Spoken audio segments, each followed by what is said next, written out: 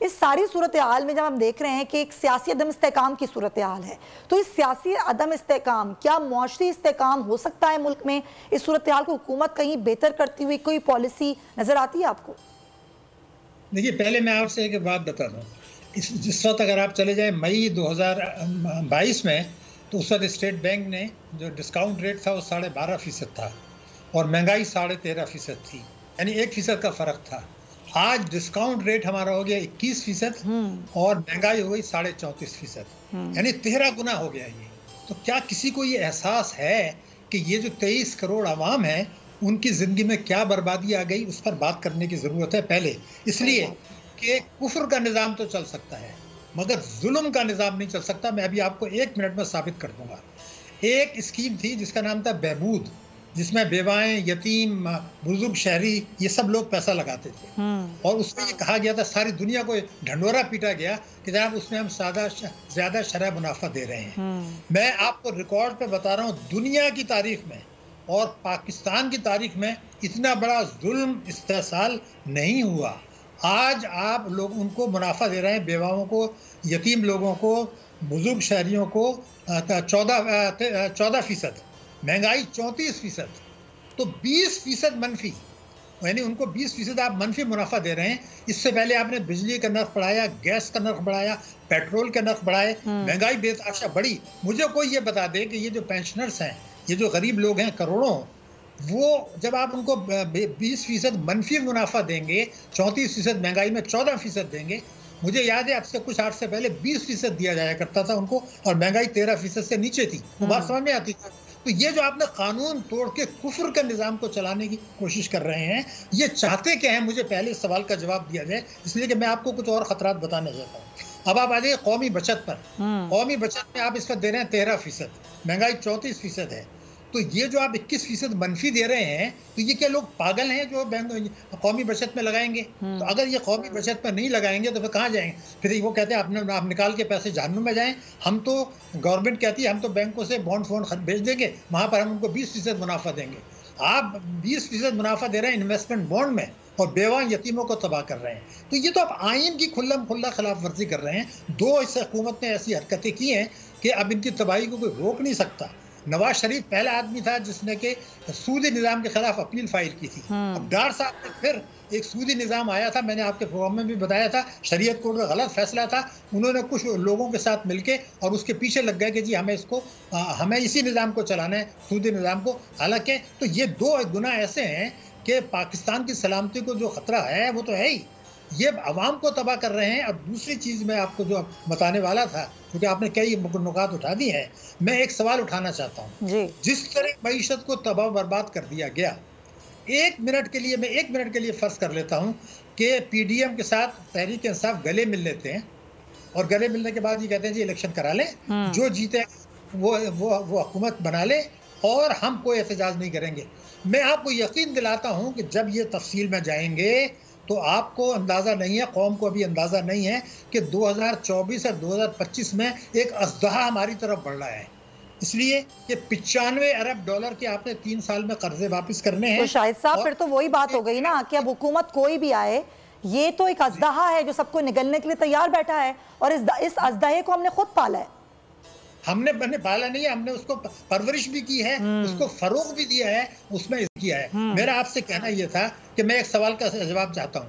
देखिए, अवाम तो तबाह हो गया, आपने मुल्क की सलामती को भी खतरे में डाल दिया, आपने जौहरी प्रोग्राम को भी डाल दिया और आपने मिसाइल प्रोग्राम को भी डाल दिया, आपने जोग्राफिया नक्शे को भी पाकिस्तान के खतरे में डाल दिया। मुझे सिर्फ एक बात बता दीजिए, एक तो आप बैरूनी कर्जे 2024 में अदा नहीं कर सकेंगे।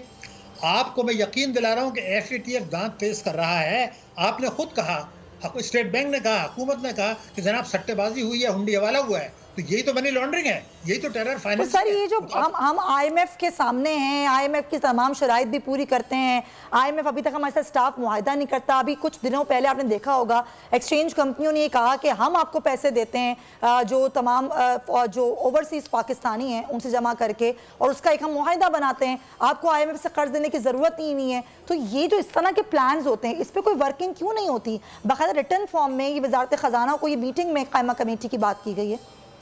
नहीं, मेरे ख्याल से ये बातें हमें नहीं करनी चाहिए। अच्छा, दुनिया में इस वक्त कोई सब्स्टिट्यूट नहीं है। आज कोई चीन भी अगर चाहे तो पाकिस्तान को नहीं बचा सकता। मैं आपको जिम्मेदारी से कह रहा हूँ, मैं इसलिए कि हमारा मुल्क है, आपका मुल्क है। इन लोगों की बातें छोड़ें, ये जज्बाती बातें करते हैं। आपको 95 बिलियन डॉलर 3 साल में देने हैं। समझदार पाकिस्तानी फ्री में पैसे नहीं देंगे, ये बहुत बड़ा गलत ख्याल है। इसलिए अभी हमने शरह सूद 6% दी है उनको, दुनिया में 1% है और वो पैसे नहीं ला रहे हैं यहाँ पर। मैं आपको दूसरा खतरा बता रहा हूँ, ये संजीदा मौजू है, इन लोगों की बात छोड़ दें। आप मुझे एक बात बताइए, अगले साल पर हम आ जाते हैं। हाँ। अगले साल जो हुकूमत को टैक्स रेवेन्यू से मिलना है, उसमें आपने सूबों को हिस्सा दे दिया। उसके बाद जब वफाक के पास पैसे बचेंगे, उस पर तो कर्जों पे सूद अदा नहीं होगा, तो मुल्क कैसे चलेगा? ये तमाशा ना बनाए इस मुल्क का। ये एक जौहरी कुव्वत है, ये दुनिया की 5वीं बड़ी जो है वो आबादी के लिहाज से मुल्क है। खतरात को समझें, अमेरिका के न्यू ग्रेड को समझें, एक साजिश के तहत इस मुल्क की मईशत को। डॉक्टर साहब होगा क्या? देखें, हल की तरफ तो जाना पड़ेगा। अगर ये हुकूमत नहीं देख रही, कोई और हुकूमत हल की तरफ जाती है, तो क्या कोई ऑप्शंस हैं? आज हमारी शरह सूद 21% पर है, तो हम कहाँ होंगे फिर 1 साल बाद? अच्छा, मुझे एक और देखिए, हमारा दुश्मन भारत है। अगर मैं कोई बुरा ना माने तो मैं आपको 3 जुमले बता दूं। भारत में डिस्काउंट रेट 6.5% है इस वक्त, मेरे मुल्क में 21% है। भारत में महंगाई 6% है, मेरे मुल्क में 34% है। सही बात। भारत की शरह नमू 6% है, मेरी शरह नमू आपको पता है कितनी है? 0.3। यानी वो आपसे हर चीज में 8 से 12 गुना आगे जा रहा है। चीन जिसको अभी तक आप बहुत ज्यादा कर रहे हैं, मैं आपको यकीन दिला रहा हूं, चीन जो आलमी मालियाती निज़ाम में जो हिस्सा मांग रहा है, वो आइंदा पाकिस्तान की मदद नहीं कर सकेगा, इसलिए कि उसको आलमी मालियाती निज़ाम में हिस्सा चाहिए है। वो IMF के बगैर आपकी मदद नहीं करेगा 2024 में। और वो पाकिस्तान को मजबूर करेगा कि आप भारत के साथ ज़मीनी रास्ते से तिजारत करें, जो आप 1948 से नहीं कर रहे हैं, इसलिए कि उनका सीपेक जो है वो कनेक्टिविटी है। चीन अपने आप को आलमी ताकत बना रहा है, वो पाकिस्तान की खातिर अपने बेल्ट एंड रोड इनिशिएटिव को, ब्रिक्स को, जिसमें भारत शामिल है, पाकिस्तान शामिल नहीं है, उसने सऊदी अरब ईरान से दोस्ती कर ली, उसने रूस के साथ दोस्ती कर ली। वो सारी चीज़ें इसलिए कर रहा है कि पाकिस्तान पर कुर्बान कर देगा। आज होश करें, आज हकल के कानून, यानी चीन हमारा दोस्त ज़रूर है, लेकिन अपने मुफाद को दाव पे नहीं लगाएगा, वो आइंदा आपकी इतनी मदद नहीं कर सकेगा। आज अगर होश के नाखून नहीं लिए और आज इस्लाहात करके, सियासी झगड़े को ख़त्म करके, मईशत को ताकतवर, एक तरफ देखिए आपने 85 आदमी की कैबिनेट बना ली, बैरूनी रोज हो रहे हैं, और बहबूद पर आप 20% मनफी मुनाफा दे रहे हैं। ये जुल्म नहीं है तो क्या है? आप क्या चाहते क्या हैं? मईशत की शरह नमू आपकी 0.3%, आपके कर्जे बेतहाशा बढ़ रहे हैं, आपका फॉरेन डायरेक्ट इन्वेस्टमेंट गिर रहा है, हमारी बरामदात $2 अरब डॉलर गिर गई, हर चीज़ गिर रही है। और आपने इंपोर्ट्स कम करके अगर तिजारती खसारा कम किया है, तो आपका शरह नमू तो 0.3 पे आने वाला है, भारत तो 6% पे जा रहा है। तो ये इसे जगलरी छोड़ें, डार साहब भी छोड़ें, और शहबाज शरीफ साहब उनकी काबीना भी छोड़ें, हकाइक पे बात करें, हकाइक पर बात करें, और आवाम को सच बताएं। ये आवाम को ढकोसले ना बताएं कि किसने क्या किया और किसने क्या नहीं किया। आपने क्या किया ये बताएं। आप बता दीजिए, मैंने आपको बता दिया, वो नहीं बताएंगे। बिल्कुल सही कह रहे हैं आप। तो नजर आ रहा है सामने लिखा हुआ है, जुल्म मिटने के लिए 2 चीजों से मिटेगा भाई। एक, अदल की कुर्सी पे जो लोग बैठते हैं ना, वो अदल के हिसाब से फैसले करने लगे। दूसरा, कौम निकल खड़ी उस जुल्म के खिलाफ, तो जुल्म खत्म हो जाएगा। या इन दोनों में से कोई एक चीज हो जाए, या दोनों हो जाए। अगर 420 का मुकदमा था, उस वक्त अदलिया में जो लोग बैठे हुए केस देख रहे थे, वो पूछते ना, यार चीट हुआ कौन है?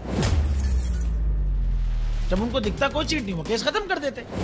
तो जालिम जुल्म कर ही नहीं पाता। 9 जजेस ने नोट बिफोर किया मेरे केस को, यार 1.5 साल चला। शख्सी जमानत का केस, सेम केस इस्लामाबाद में कर दिया। एक ही इल्जाम पे 2 केस हो नहीं सकते भाई। मतलब 60 दिन का वक्त होता है, 102 दिन के बाद मैं जीत गया, केस बरी हो गया, 102 दिन के बाद अपील फाइल की, एक्सेप्ट कर ली। नहीं करते ना एक्सेप्ट, खत्म हो जाता ना जुल्म यार। भरी अदालत में मुझे बरी कर दिया, फिर पता नहीं क्या हुआ, 2.5 घंटे बाद का नोट बिफोर, मैं नहीं सुनता ये केस। खड़े रहते अपने फैसले, मिट जाता जुल्म। अल्लाह ताला ने बिठाया इन कुर्सियों पे इनको यार, ये अल्लाह ताला की तरफ से फैसले करने हैं। तो या तो ये फैसले आएंगे, जुल्म मिट जाएगा, या कौम खड़ी हो जाएगी जुल्म के खिलाफ।